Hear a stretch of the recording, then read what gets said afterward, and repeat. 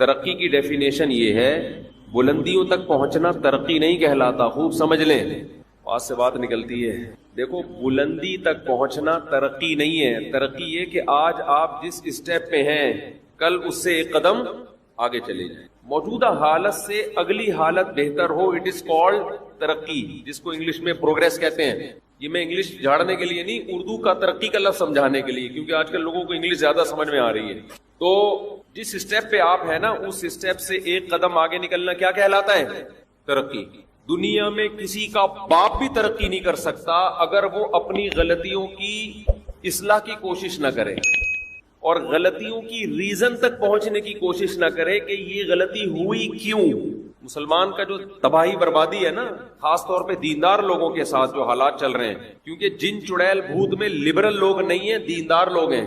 بھائی کیا کریں کیسے سے یار، جن چڑیل بھوت یہ لبرل لوگوں کے، گوروں کے مسائل، جاپانیوں کے، فرانسیسیوں کے مسائل نہیں ہیں، یہ دینداروں کے مسائل ہیں، اور دینداروں میں علماء کے زیادہ مسائل ہیں، یہ عوام کے کم ہیں، اس میں علماء زیادہ مبتلا ہیں. یہ تو ٹاپک ہی چینج ہو جاتا ہے، پھر سارا بیان کا بیڑا غرق ہو جاتا ہے. گورے کو کوئی مسئلہ ہوگا نا، کہیں بھی خارش بھی ہو رہی ہے اس کو بھی ہوتی ہے خارش. اور یاد رکھو مسلمان جو پاکستانی لوگ ہیں ان کو خارش ہوتی ہے تھوڑی، لیکن ہوتی رہتی ہے.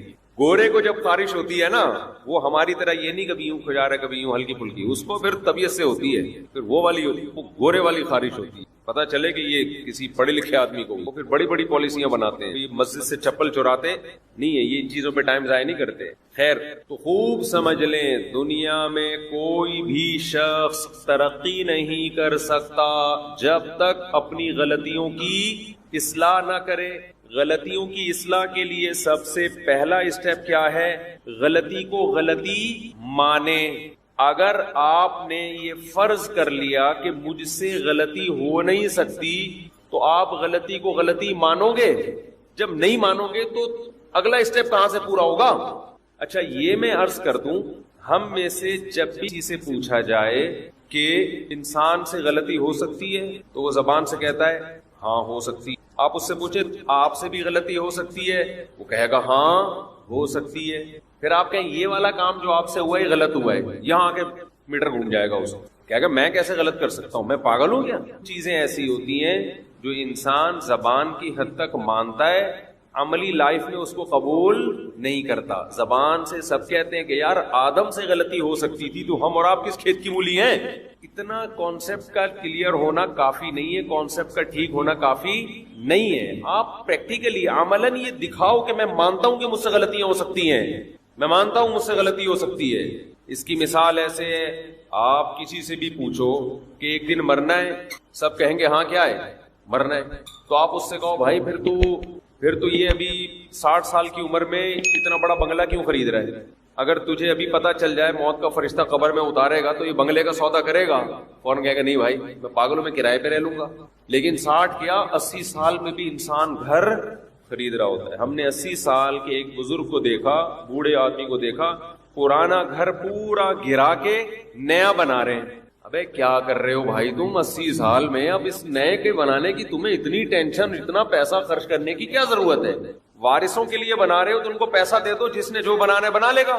وارثوں کو اب گھر کی تھوڑی پیسوں کی ضرورت ہے نا، وہ اپنا ویسے ہی انہوں نے بیچ کے الگ ہونا ہے ابا سے آپ کے مرنے کے بعد. ہم نے اپنی زندگی میں دیکھا ہے کہ 80 سال کے بڑے میاں پرانا گھر جو تقریباً 500 گز پہ بنا ہوا تھا پورا گرا کے نئے سرے سے کیا کر رہے ہیں؟ دوبارہ بنا رہے. آپ کہہ سکتے ہیں شکر ہے ہم ایسے نہیں ہیں. آپ کیا کہہ سکتے ہیں؟ شکر ہے ہم ایسے نہیں ہیں. اصل میں آپ کے پاس پرانا گھر گرا کے نیا گھر بنانے کے پیسے نہیں ہیں، ورنہ آپ بھی ایسے ہوتے. یہ تو ابھی کہہ رہے ہو نا ہم ایسے نہیں ہیں، اصل میں پیسے نہیں ہیں.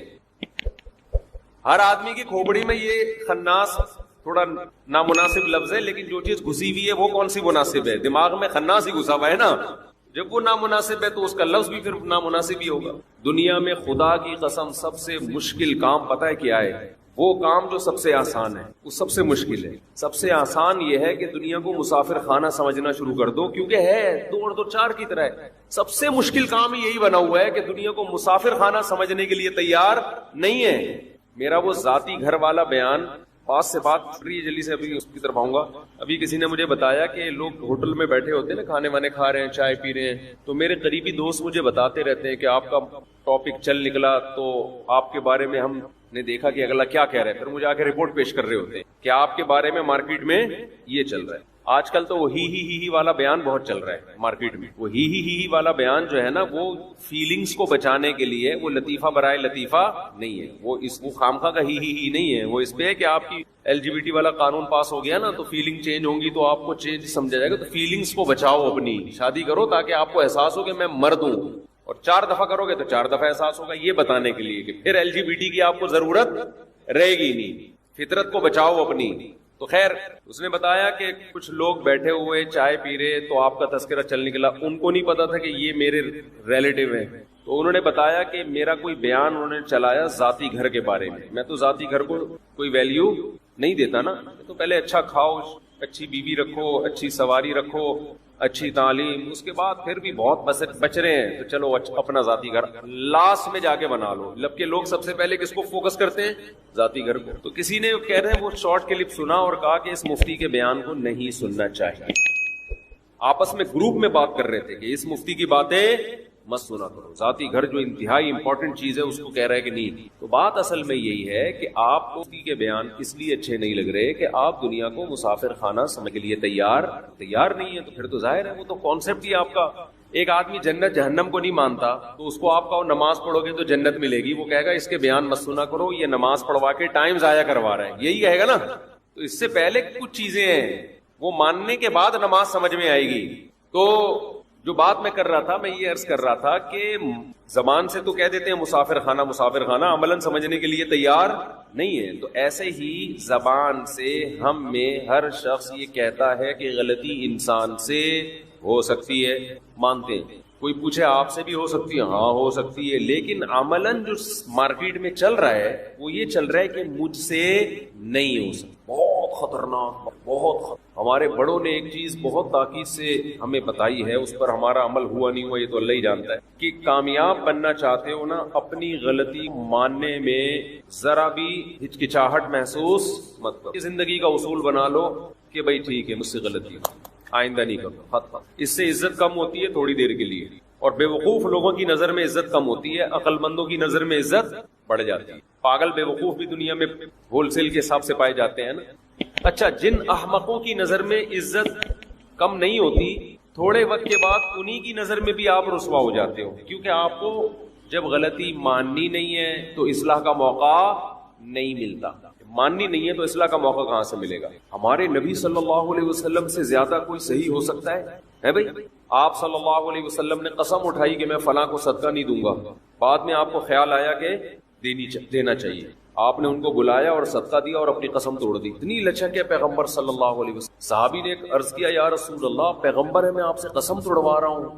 آپ نے فرمایا من حلف علی یمین فرأى غیرها خیرا منها فلیکفر عن یمینہ، کہ جو شخص کسی بات پہ قسم اٹھائے اور بعد میں خیال آئے کہ غلطی ہوئی ہے مجھ سے تو قسم توڑ دے اور کفارہ دے.